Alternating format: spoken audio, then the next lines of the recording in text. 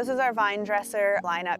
It is our premium wine. Each wine is aged for a year in oak barrels, fuller body reds. Really encompasses the art of the winemaking.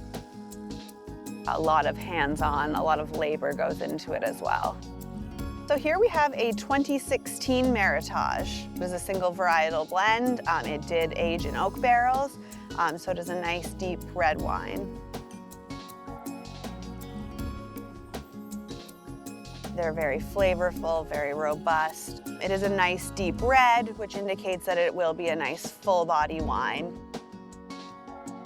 Off the nose, you'll get a lot of berries, a lot of aroma. You get a hint of the oak as well, really forward. So here we're looking at the legs of the wine. With the reds, you'll really notice it, especially with reds of this style, and that really indicates all of the flavor, the body of the wine. When you look in there, you see this is a very deep red, definitely your vibrant red, as well as more of a blackberry red.